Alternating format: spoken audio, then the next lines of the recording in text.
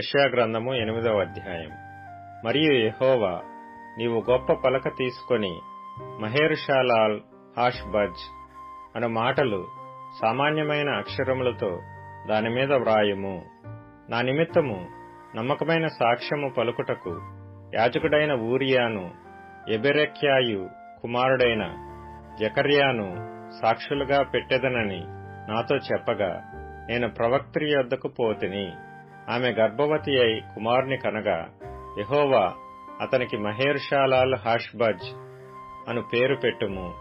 ఈ బాలుడు నాయనా అమ్మా అని అననేరక మునుపు అష్షూరు రాజును అతని వారును దమస్కు యొక్క ఐశ్వర్యమును షోమ్రోను దోపుడు సొమ్మును ఎత్తుకొని పోవుదురనెను.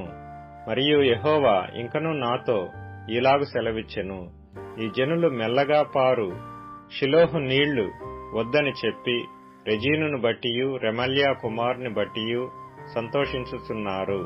కాగా ప్రభువు బలమైన యూఫ్రటీసు నది విస్తార జలములను అనగా అష్షూరు రాజును అతని దండంతటిని వారి మీదికి రప్పించును.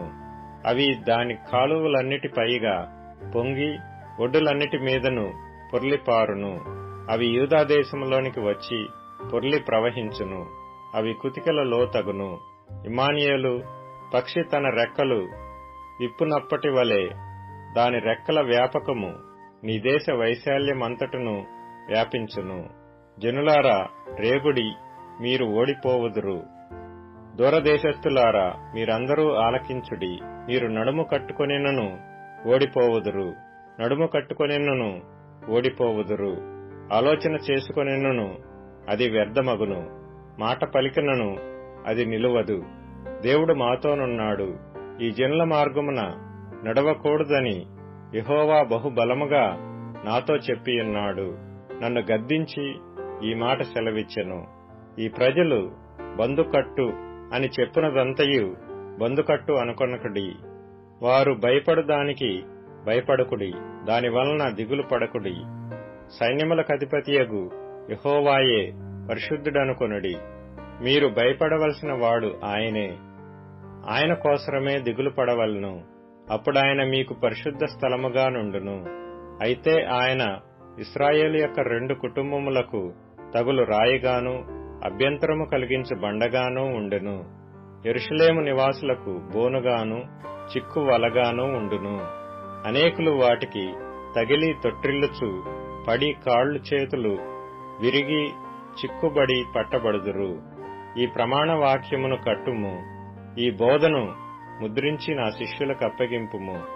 యాకోబు వంశమునకు తన ముఖమును మరుగు చేసుకొను యెహోవాను నమ్ముకొను నేను ఎదురుచూచుచున్నాను. ఆయన కొరకు నేను కనిపెట్టుచున్నాను. ఇదిగో నేనును యెహోవా నాకిచ్చిన పిల్లలను సియోను కొండ మీద నివసించు సైన్యములకధిపతియగు యెహోవా వల్లని సూచనలుగాను మహత్కార్యములుగాను ఇశ్రాయేలీల మధ్య ఉన్నాము. వారు మిమ్మును చూచి కర్ణపిశాచి గలవారి యొద్దకు కిచకిచలాడి గొణుగు మంత్రజ్ఞుల యొద్దకును వెళ్లి విచారించుడని చెప్పునప్పుడు, జనులు తమ దేవుని యొద్దనే విచారింపవద్దా? సజీవుల పక్షముగా చచ్చిన వారి యొద్దకు వెళ్లదగునా? ధర్మశాస్త్రమును ప్రమాణ వాక్యమును విచారించుడి. ఈ వాక్య ప్రకారము వారు బోధించని ఎడల వారికి అరుణోదయము కలుగదు. అట్టివారు ఇబ్బంది పడుచు ఆకలిగొని దేశ సంచారము చేయుదురు. ఆకలిగొనుచు వారు కోపపడి తమ రాజు పేరను తమ దేవుని పేరను శాపములు పలుకుచు మీద చూతురు. భూమి తట్టు తేరి చూడగా బాధలను అంధకారమును దుస్సహమైన వేదనయు కలుగును. వారు గాఢాంధకారములోనికి తోలివేయబడిదరు.